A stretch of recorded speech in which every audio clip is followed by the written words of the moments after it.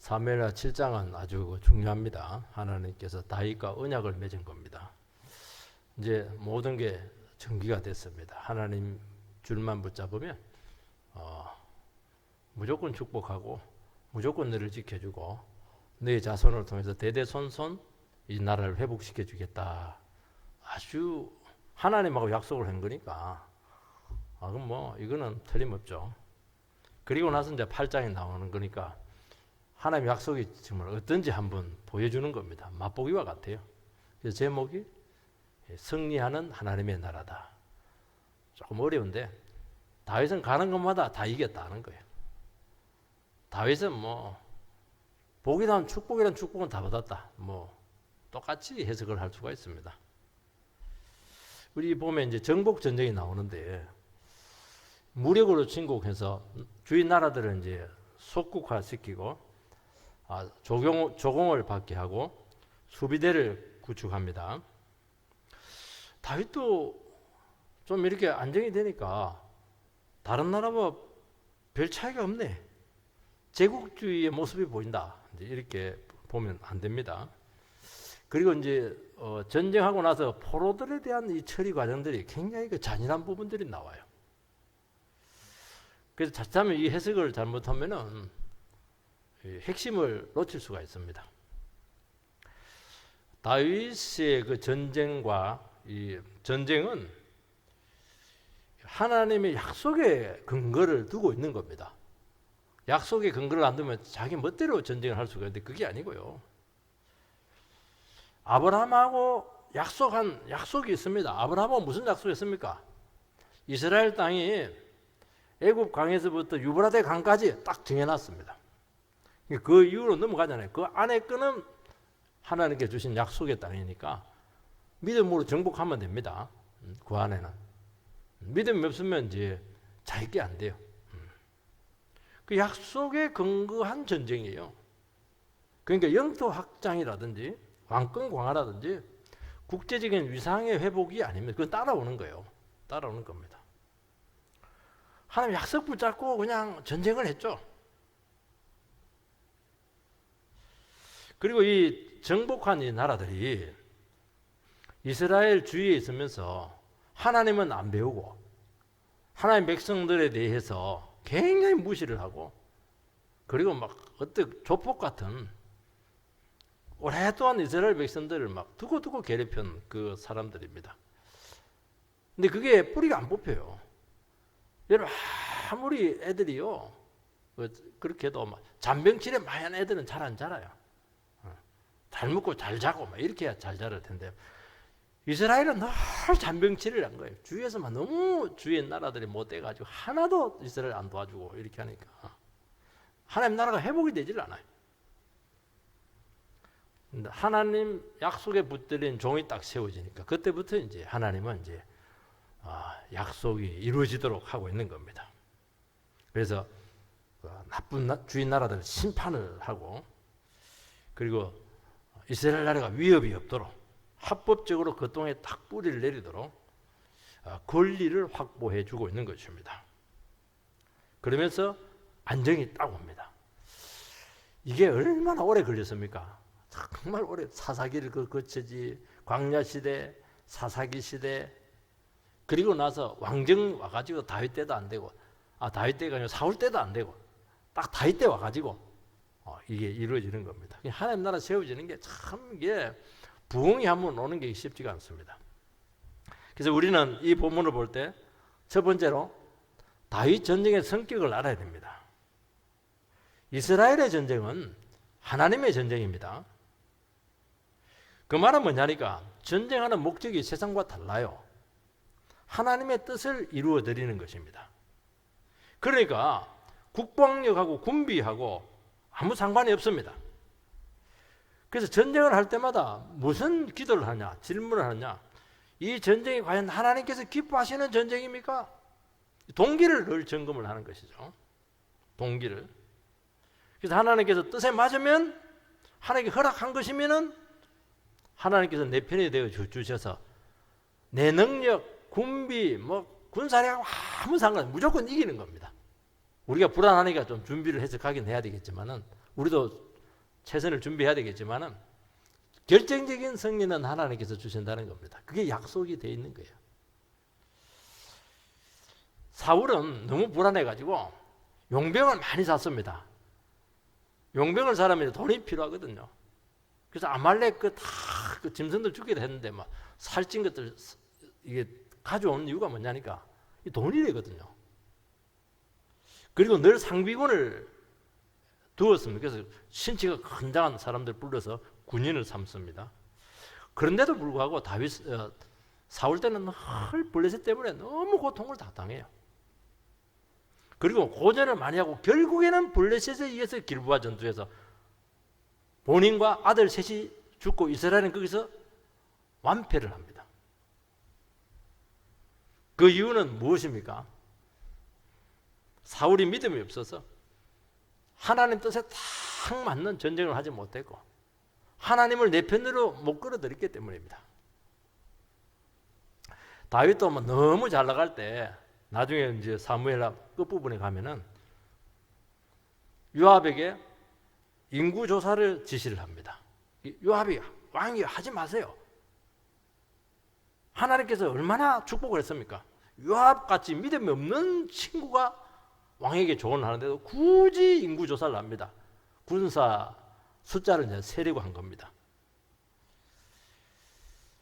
하나님께서는 그 의도를 알았죠. 네가 지금 국방력을 의지하려고 해. 그래서 세 가지 중에 하나를 선택하게 합니다. 전염병, 전쟁으로 맞아 죽든지 아니면 뭐 세 가지 있어요. 맞을래, 터질래, 깨질래 그 중에 하나 선택하라고 이렇게 했는데 다 힘든 겁니다. 그래서 막 온역으로 막 7만 명이 죽어버려요. 하나님 이거 너무 싫어요. 그러니까 이스라엘 전쟁은 군비 경쟁도 아니고 군사력 겨루기도 아닙니다. 아무 상관없어요. 진리와의 싸움이고 죄에 대한 심판이고 약속에 대한 성취입니다. 이 개념으로 접근을 해야 되는 겁니다. 이것은 우리에게 굉장히 중요한 통찰력을 주는 겁니다. 왜 사냐? 왜 우리 주어진 상황에서 어떤 정신으로 살아야 될 것인가? 우리도 영적 전쟁을 치러야 되는데 항상 이 원리를 끌고 와야 되는 것을 알 수가 있습니다. 이 8장에 등장하는 나라들은 이스라엘을 그렇게 오랫동안 괴롭혔습니다. 그러니까 이스라엘을 괴롭히고 없애고 죽이는데 헌신된 나라입니다. 이게 고통스러워요. 되게 이렇게는 안 가거든요.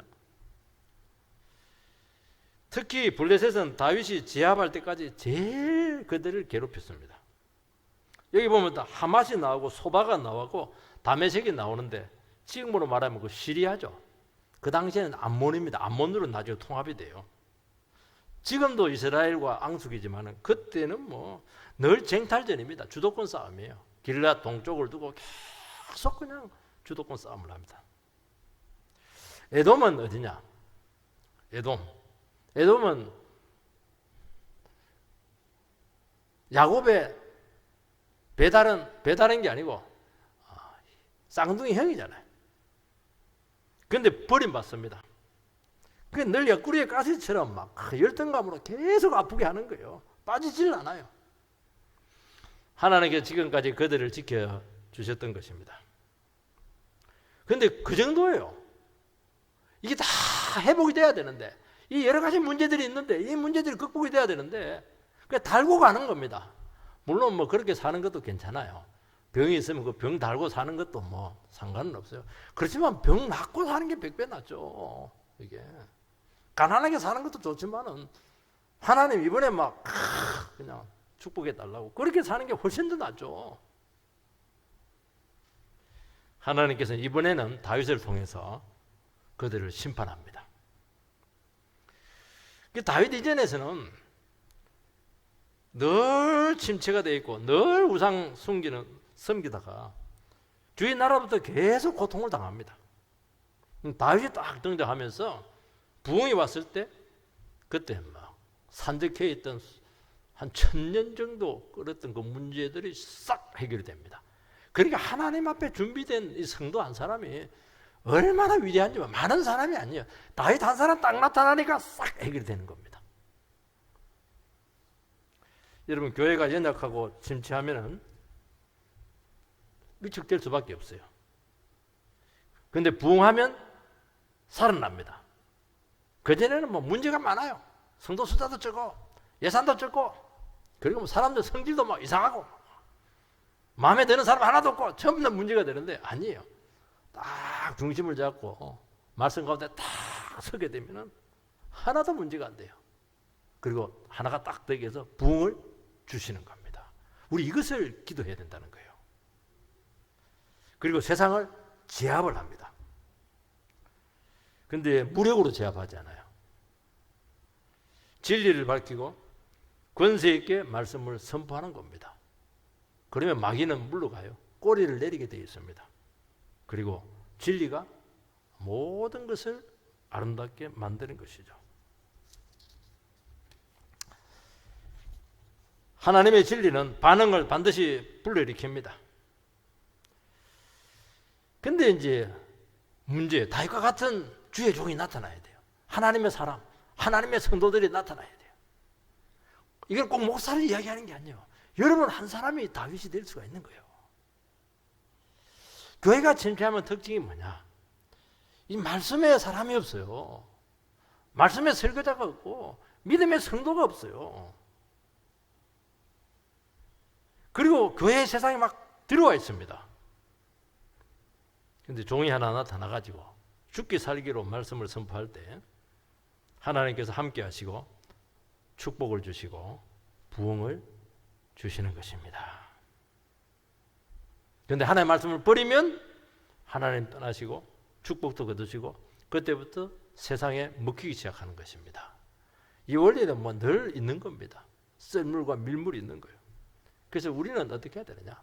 다른 거 붙잡으면 안 돼요. 다른 거 붙잡으면 계속 진리 밝히고 하나님의 말씀을 계속 선포하고 다른 거 거두절미하고 막 끝까지 가는 겁니다. 처음에는 힘들죠. 되는 것 없어요. 근데 딱 어느 순간부터 부흥기가 찾아옵니다. 다윗 이때부터 몇 년입니까? 30년, 40년 부흥기가 왔고 솔로몬이 한 40년 통치인데 후반기에 좀 문제가 있는데 한 50년, 70년 정도 부흥기를 맞이합니다. 여러분 50년, 70년 굉장히 긴 거예요. 계속 부흥이 나타났어요. 한번 불이 붙으면 이렇게 된다는 겁니다. 그래서 하나님의 말씀이 선포되면은 특징이 영적 싸움이 그때부터 이제 본격적으로 시작이 돼요. 왜냐하면은 그때부터 이제 하나님의 원수들이 나타나기 시작합니다. 눈에 안 보여요. 우리에게 있어서 하나님의 원수들은 악한 영의 세력이죠. 인본적인 사상들이고 우리를 얽어매고 수많은 인석과 죄의 사설들입니다. 말씀이 선포되면 이것이 드러나요. 이때 우리는 그 원수들을 무력이 아닙니다. 진리로 물리쳐야 된다는 것입니다. 물러서면 싸움을 포기하면 바로 침체가 오고 그때부터 밀리기 시작하고 현실에 안주하게 되고 세상에 삼키게 됩니다. 이게 모르는 사이에 찾아온다는 거예요. 그런데 안 되겠다. 진리 붙들고 내가 혼자라도 일어서서 싸워야 되겠다. 그러면 그때부터 힘들죠. 막 악의 세력들이 막 그냥 소리를 치게 되는 것을 알 수가 있습니다. 그런데 살아있어요. 능력이 나타나요. 하나님이 함께 하십니다. 그리고 막 어느 순간부터는 불이 붙어가지고 계속 밀어붙입니다. 그러면서 어느 순간 본격적인 부흥기가 찾아오는 것이고 집안이 살아나고 교회가 살아나고 이 사회가 살아나는 것입니다. 그리고 싸우는 성도들은 특징이 하나 있어요. 함께 모여서 막 기도합니다. 왜냐하면 기도하면 응답되거든요. 그래서 부흥기 때는 하나의 말씀도 선포되지만은 기도가 막 같이 살아나요. 말씀과 기도가 같이 가는 거예요. 그러면서 응답이 있고 모든 시험을 다 이기게 되는 것입니다. 그러면 어떻게 되느냐? 내가 믿음을 가지고 싸우는 만큼 지경이 넓혀지고 하나님께서 보너스로 막 전리품을 막 줘요. 그래서 하나님으로부터 막 어마어마한 풍성함이 찾아와요. 전부 다 갖추어지면 땅도 갖추어지고 사람도 생기기도 하고 물질도 생기기도 하고 지위도 생기기도 하고 명성도 얻기도 하고 싹 다 줍니다. 그거 붙들면 안 돼요. 그런데 주지만 붙들면 안 돼요. 여러분, 물질과 현실적인 필요가 채워진 것에 의해서 우리에게 풍성함이 오고 안정이 오는 것은 이것은 위험한 겁니다. 우리 하나님의 말씀 붙잡고 기도하면서 물러서지 말고 믿음으로 끝까지 나가면 어느 딱 순간 자기도 알아요. 아, 이때부터 하나님께서 역사가 본격적으로 시작이 되는구나. 부흥기가 왔구나. 그럼 전부 다 채워져요. 그거 아닌 부요함은 유혹이죠. 그거 다 부담입니다. 영적 싸움이 없는 축복은 헛것입니다. 위험해요. 여러분, 우리 각자에게 고난이나 싸움이 우리는 오지 않기를 바라죠. 그러나 그런 날은 거의 없을 겁니다. 우리는 다 각자의 그 싸움들이 있어요. 자식 문제도 있고 인격 문제도 있고 또 살아가는 문제도 있고 가족 문제도 있고 또 수많은 갈등들이 있습니다. 어쩔 수 없어요. 그걸 겪어야 되는 겁니다. 그게 없어지기를 원하는데 그렇지가 않아요. 성경에서는 뭐라고 되어 있는가? 없어진다 그렇게 하는 것이 아니에요. 이거 뭐 멸절했다 그게 아니고 항복하겠다는 거예요. 제압을 해야 되나, 제압을. 그러니까 제압을 해야 돼요. 우리는 그걸 없애고 그렇게 하는데 그게 아니고 문제는 있어요.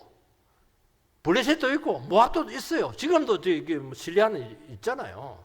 그래 그걸 제압을 해야 되는 것이지 그게 없어지기를 원해서는 안 된다는 거예요. 그게 있는 거예요, 그게. 영적으로 제압을 하라는 거예요. 제압을. 항복하게 하라는 거예요.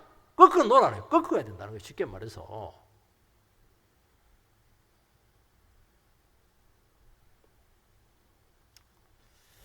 죽을 각오하고 그 고통에 직면하면은 하나님께서 제압을 시켜주시고 그리고 그때부터 정말 풍성함이 우리에게 찾아옵니다. 다윗은 주위에 싸워야 될 적들이 너무 많았어요. 근데 다른 왕들은, 다른 종들은 있어도 가만히 있어요. 믿음이 없어가지고. 다윗의 특징은 뭐냐? 주위에 하나님 나라를 괴롭히고 좀먹게 하는 악의 세력이 있으면 이 하나님의 마음으로 막 그냥 공세적으로 나갑니다. 되게 지금까지는 그 전쟁이 그 수비적이거든요. 적이 쳐들어오면 이제 격파하고 이렇게 했는데 여기서부터는 여기 본문에 보면 굉장히 공세적이에요. 다윗이 가버려요. 가가지고 전부 다 제압을 해요. 왜냐하면 그건 약속되어 있는 거니까. 지금까지는 그럴 능력이 없었거든요. 약속 붙잡고 못 가요. 근데 다윗이 여기서부터는 막 동서남북 사방을 막 쏘다니면서 싹 다 제압을 해버려요. 한순간에 암몬도 제압하고 블레셋도 제압하고 에돔도 제압하고 싹 다 제압을 해요. 참 놀랍죠. 우리는 자꾸 신앙이 소극적이라 가지고 그냥 오늘도 무사히 막 별일 없이 자꾸 이렇게 한다는 거예요. 그 기도가 항상 그 소극적이에요. 그리고 좀 이렇게 굉장히 그 약해요. 다윗은 그렇게 하죠. 저거 약속돼 있죠. 이번에 내가 블레셋 물리치러 갑니다. 도와주세요. 그걸 블레셋 물리쳐 버리잖아요. 이번에는 에돔입니다. 딱 물리치고 명성을 얻어버리잖아요. 그 지경도 넓어지고 그 전리품 싹 가져오니까 뭐 부자 되는 거지 뭐.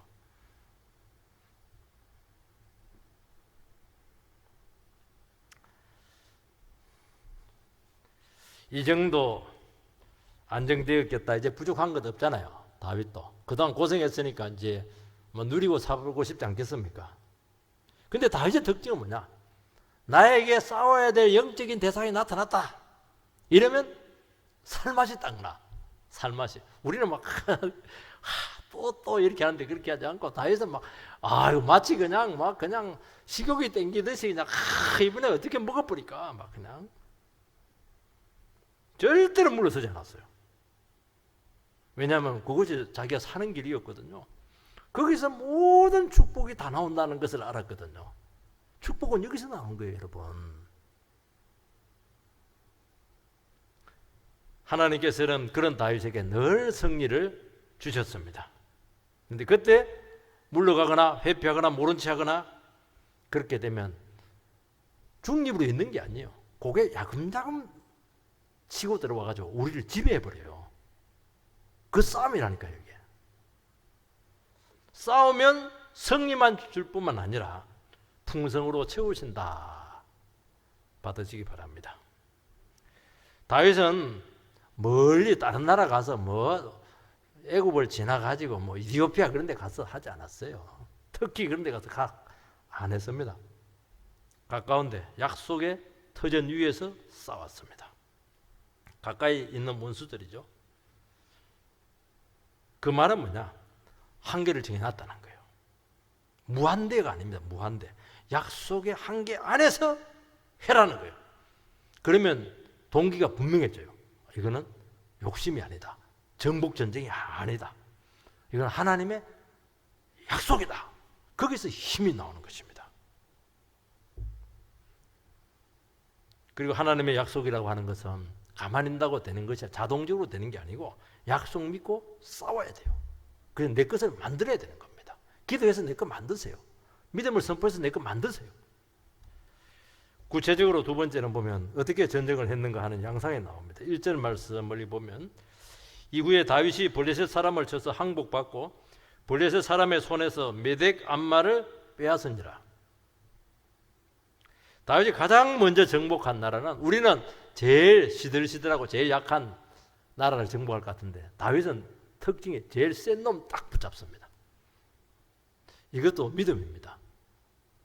여러분 싸울 때 여러분 삶에서 제일 센 거 있잖아요. 센 걸 딱 잡고 그걸 제압하세요. 그럼 나머지가 쉬워져요. 밑에서 올라가 보면 질이 빠져가지고 위에서는 가지도 못해요. 제일 센 거 딱 잡고 이 센 거 있잖아요. 여러분 각자에게. 그리고 블레셋은 이때 정복이 되고 나서 역사에 사라져 버렸어요. 등장하지 않습니다. 그래서 한번 딱 제압하는 게 얼마나 중요한지 몰라요. 맥을 못 추는 거예요. 왜냐하면 블레셋은 이름도 벌써 막 벌레 같고 이래가지고 얼마나 이스라엘을 괴롭혔는지 몰라요. 철천지 원수입니다. 원래는 블레셋은 있으면 안 돼요. 하나님께서 가나안 땅으로 갈 때 블레셋 땅의 길을 통과해서 가라 이렇게 했는데 막 겁이 나가지고 통과를 못해요. 그때 정복을 해서 정복하면 요사와 함께 정복해서 끝나거든요. 그 정복을 못해요. 굉장히 강한 세력이죠. 블레셋은. 언제 처음으로 한번 붙어보냐면은 삼손 때 한번 붙습니다. 삼손 때. 삼손이 죽을 때 2,000명이 그냥 성체를 흔들어 가지고 죽이거든요. 혼자 셌죠. 그리고 사무엘 때 미스바 그때 그 부흥운동 할 때 그때 또 한번 물리칩니다. 크게. 사울 때는 늘 그냥 평행선의 시속 게임입니다. 그리고 이스라엘 안에 요새가 있었어요. 근데 다윗에 와가지고 완전 제압을 합니다. 그게 얼마나 역사가 깁니까? 여러분, 우리들은 오랫동안 고질적인 문제로 어려움을 겪고 있습니다. 참 이것을 가만히 생각을 해보면 그때 그 문제를 해결해야 돼요. 초기 때 제압을 했어야 되는데 우리 아이들도 어릴 때 나쁜 버릇이 있으면 그때 버릇을 고쳐놔야 되는데 안 되면 뒤에 가서 버릇이 안 고쳐지거든요. 두고두고 그게 문제가 되는 것들이 있는 겁니다. 그게 어떤 사람과의 관계일 수도 있고 어떤 정신적인 육체적인 질병일 수도 있고 내 안에 있는 그 수많은 죄악된 그런 여러 가지 악한 습관일 수도 있어요. 어떤 분들은 시댁 문제가 극복이 되지 않습니다. 어떤 분들은 이 바른 소리를 해야 되는데 눈치만 슬슬 보고 있다가 마음이 약해서 속으로 막 앓다가 막 골병이 들어서 스스로 이렇게 고통을 당하시는 분들이 있습니다. 이게 오래된 겁니다, 이게. 그러니까 이것들은 우리 안에 함적인 존재입니다. 문제는 뭐냐니까 죽지는 않겠지만은 이게 극복이 안 되면 평안도 없고 풍성함도 없고 자유도 없습니다. 신앙생활을 하긴 해요. 근근히 살아가는 것입니다. 한 번은 말씀으로 결단해서 부르짖고 믿음으로 나가서 제압을 해라는 겁니다. 지레 겁먹지 말라는 것입니다. 항복을 해라는 거예요. 싹 다 씨를 말리는 것이 아니고 한 번은 꺾으라는 거예요. 그럼 꺾입니까? 꺾입니다. 우리는 뭐 완전히 씨를 말리려 하니까 문제가 되거든요. 그렇게 할 필요 없어요. 한 번 하나님께서 능력으로, 성령의 능력으로 딱 흐름이 바뀌면 끝나는 거예요. 이 흐름 바뀌는 게 얼마나 중요한지 몰라요, 여러분들. 감이 오잖아요, 감이. 아, 이건 아니다, 이건 아니다. 이러면서 계속 기도하면서 말씀으로 적용해가면서 막 부딪히고 이렇게 할 때 흐름이 딱 바뀌어버려요. 그러면 끝나는 겁니다. 그 다음부터는 막 급전직합니다. 없어져 버려. 스스로 없어집니다. 다윗은 항복만 받은 것이 아니고 메덱 암마를 빼앗습니다. 메덱 암마는 이곳에만 나옵니다. 역대상 18장 1절에 한번 없으면 놔두시기 바랍니다. 같이 읽겠습니다. 시작. 여호사밧이 요거 아니야. 잘못된 역대상입니다.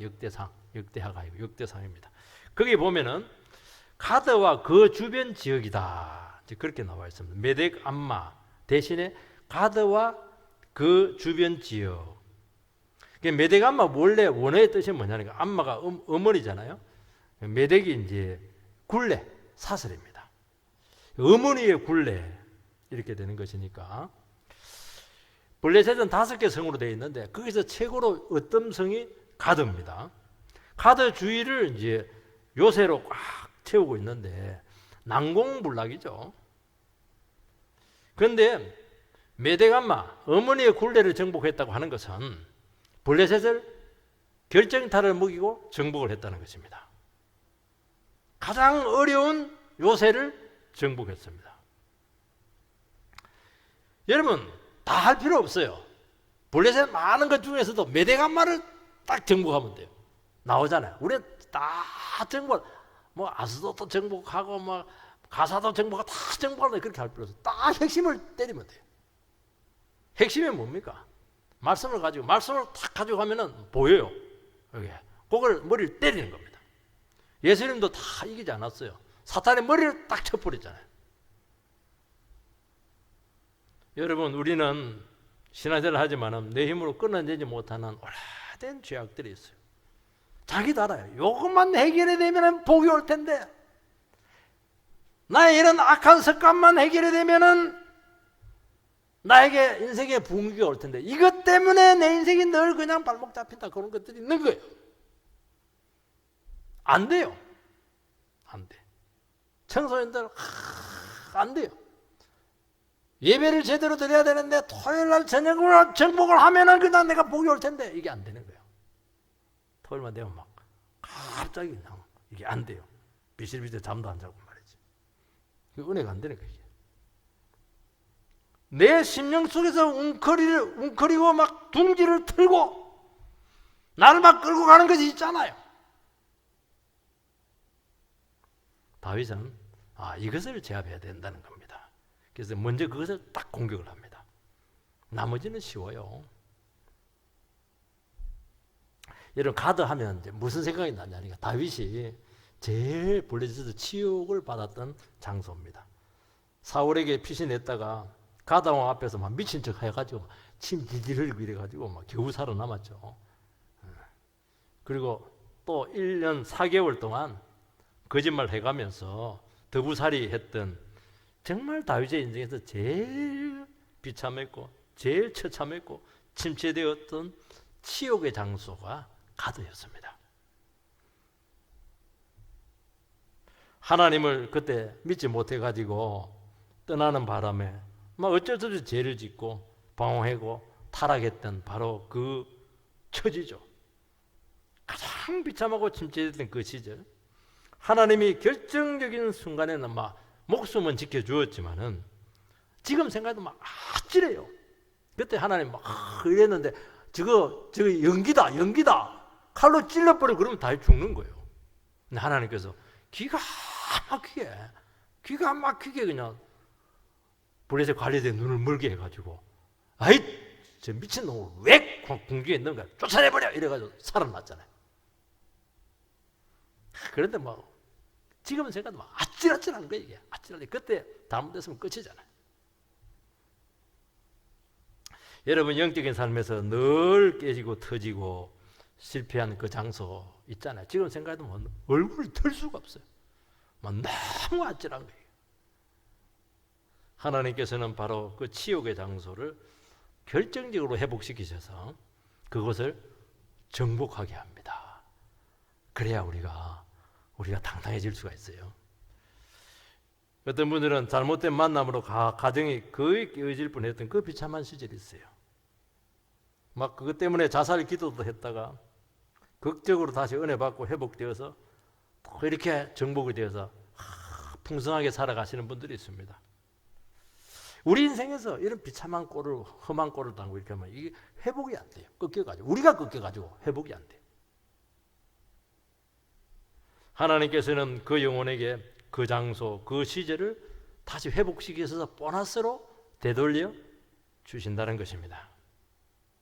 가장 부끄러운 인생의 장소지만은 동시에 가장 사랑과 은혜의 샘이 터지는 하나님 그런 장소로 우리에게 준다는 거예요. 그 두 가지 마음이 있어요. 그 생각하면 부끄럽고 생각하면 늘 눈물이 나오고 그래서 막 노래하고 회개하고 그런 우리 인생의 장소가 있잖아요. 거기서 하나님께서 우리에게 성기를 주실 줄 믿습니다. 2절 다윗이 또 모압을 쳐서 그들로 땅에 엎드리게 하고 줄로 지어 그 두 줄 길이의 사람은 죽이고 한 줄 길이의 사람은 살리니 모압 사람들이 다윗의 종들이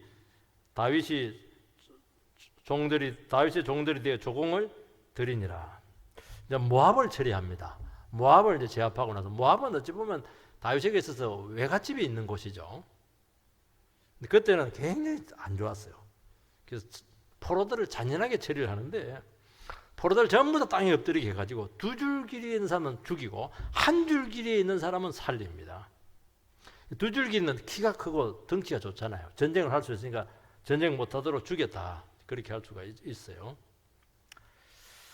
근데 이제 두 줄 길이의 사람은 아무래도 끝까지 다윗에게 반항을 했던 세력이라고 생각이 돼요. 두 줄 길이라지만 줄이 이렇게 됐기 때문에 두 줄을 해서 엎혀놓고 뭐 노약자라든지 아이들 같은 것도 한 줄로 할 수가 있거든요. 딱 분리해놓고 죽였다는 겁니다. 항복하지 않으면 끝까지 대적을 해서 긍휼을 베풀지 않았다는 겁니다. 이게 영적인 아주 중요한 교훈을 우리에게 주고 있습니다. 다윗은 진리 문제에 있어서 죄와의 문제에 있어서는 철저하게 싸웠다는 것입니다. 대충 이겼으니까 어느 수준에서 타협하지 않았습니다.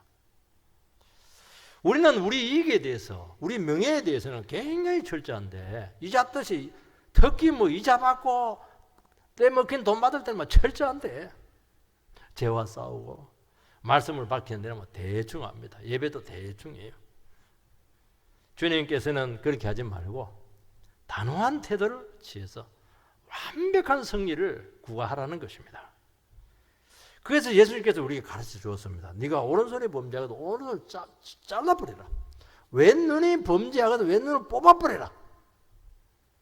불구자로 천국에 들어가는 것이 100배 낫다. 실제로 뭐 자르라, 뭐 뽑아라 그런 개념은 아니고 큰 아픔을 눈이 빠질 정도로 아픔을 감수하더라도 죄와 이겨내라는 거예요. 왜냐하면 그 부분에서 단호하지 않으면 그것으로 망합니다. 그게 영적인 원리거든요.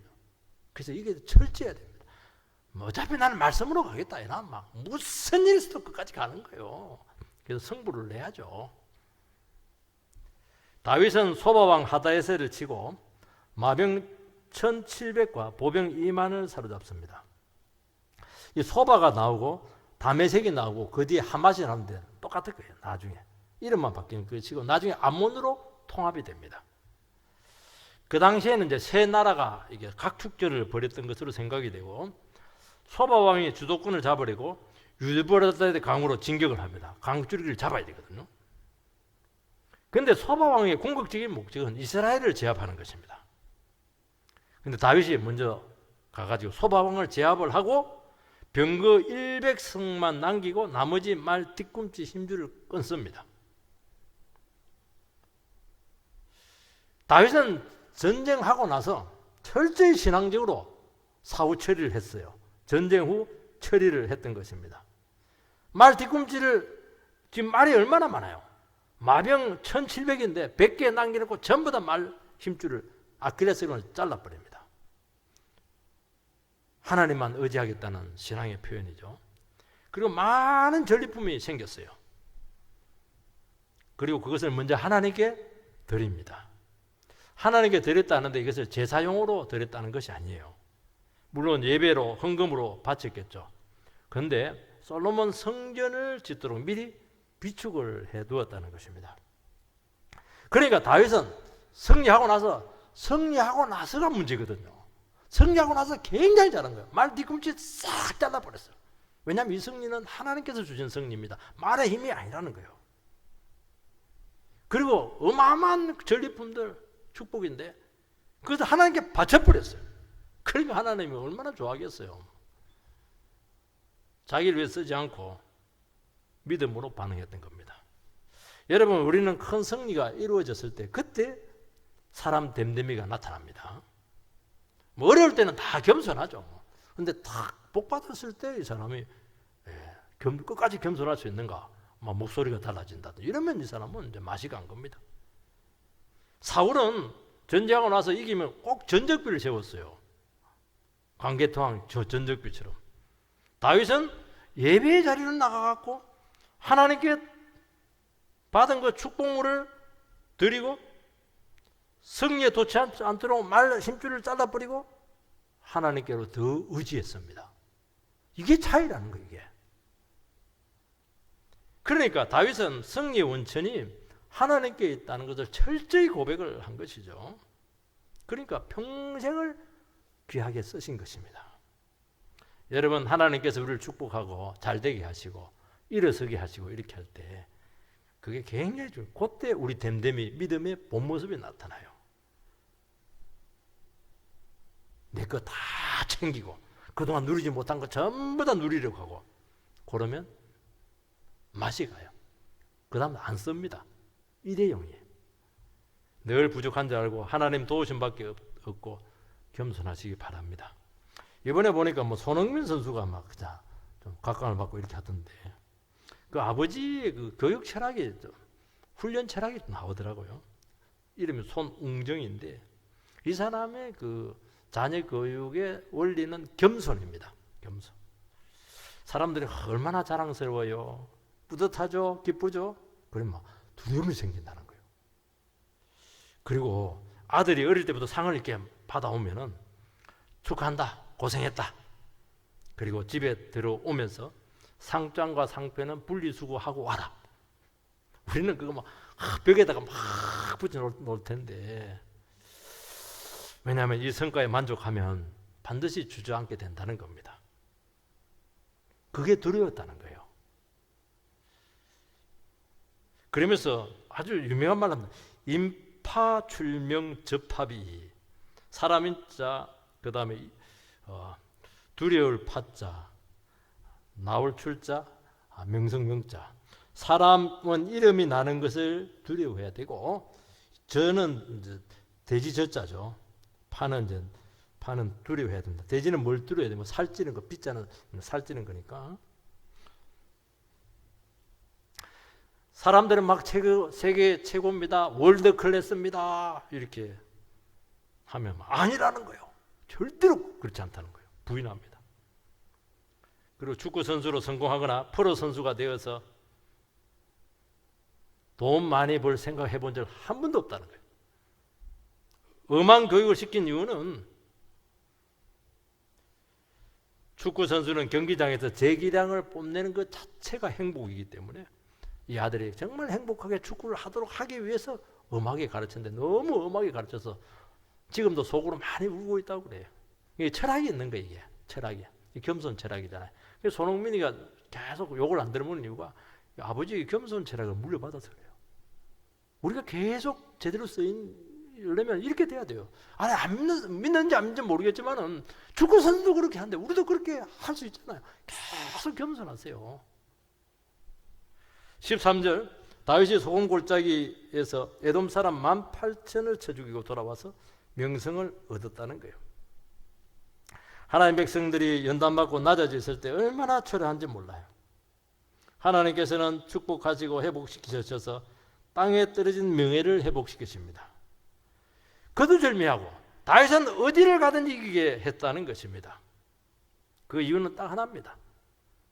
잘 될 때나 어려울 때나 하나님의 말씀 의지해서 믿음으로만 나갔죠. 그래서 우리 하나님 백성들은 우리가 믿음으로 나가고 믿음이 딱 있으면 어떤 우리 확신이 오느냐 합니까? 이거는 내가 싸우는 게 아니다. 하나님께 다 이겨놓고 싸우라고 하는구나 하는 확신이 딱 드는 겁니다.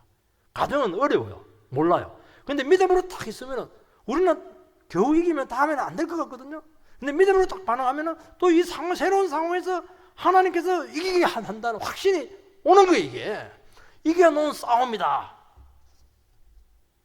이겨놓고 싸우니까 싸우면 되거든요. 얼마나 좋아요. 주님께서 십자가 승리를 이미 해놨잖아요. 십자가 승리 믿고 믿음으로 나가면 100% 승리입니다. 이게 다윗 때는 힘들었는데 지금 훨씬 더 쉬워요. 우리는. 그래서 약속을 의지해서 나가서 되는 인생 되시기 바라고 승리하는 인생이 되기를 주의 이름으로 축복합니다.